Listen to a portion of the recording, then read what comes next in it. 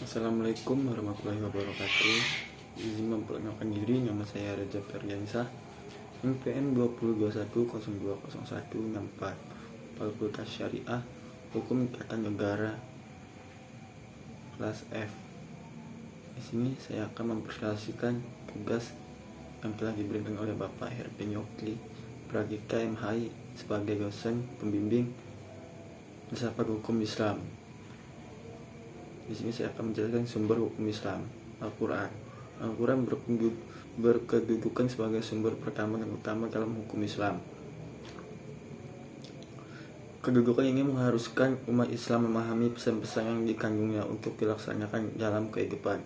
Hal tersebut juga diperlukan sebagai upaya mengatur perilaku manusia, baik yang berhubungan dengan manusia ataupun makhluk yang lainnya secara horizontal. Argumentasi yang menyatakan bahwa Al-Quran sebagai sumber dan dalil pertama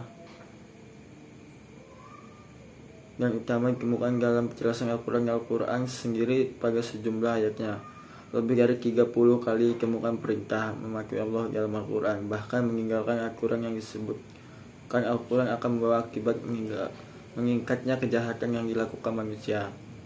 Al-Quran secara redaksional dan makna yang dikandungnya bersifat khati al-wujud, maksudnya adalah lafaz Al-Quran.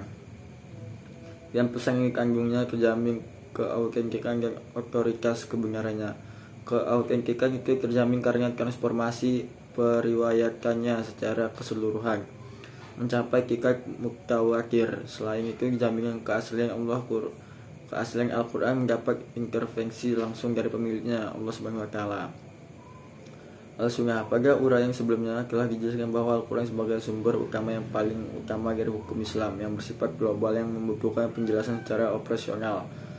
Nabi Muhammad SAW sebagai penyampai ajaran Al-Quran diberi otoritas oleh Tuhan untuk menjelaskan lebih lanjut apa yang telah diwahyukan kepadanya. Dengan demikian, Al-Sunnah baik dalam bentuk perkataan, perbuatan maupun dalam bentuk takrir berkedudukan sebagai sumber kedua setelah Al-Quran.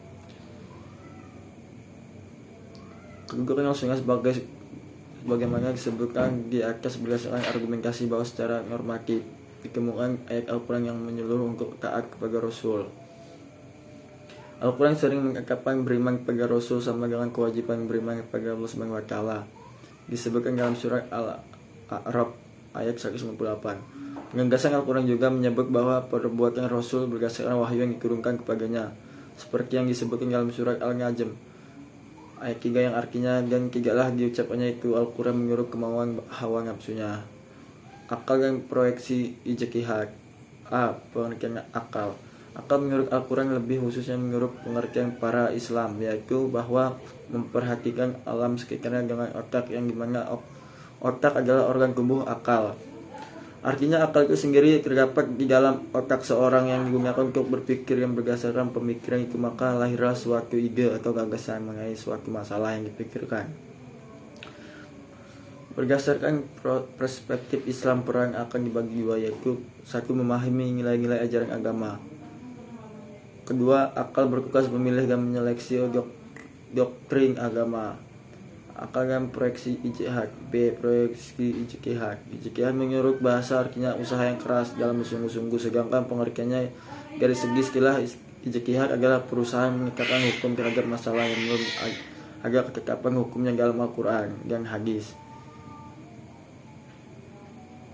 Ijtihad dikerjakan dengan beberapa cara, antara lain ijma atau qiyas. Ijma adalah kesepakatan para mujtahid pada suatu masa setelah Rasulullah wafat terhadap suatu masalah. Sedangkan qiyas adalah menetapkan hukum dengan cara menghubungkan suatu perkara yang sudah ada ketetapannya hukumnya terhadap masalah lain yang dihadapi dan belum ada ketetapan hukumnya, sedang antara keduanya sama-sama memiliki sebab yang bisa disepadankan. Sekian presentasi dari saya akhiri. Wassalamualaikum warahmatullahi wabarakatuh.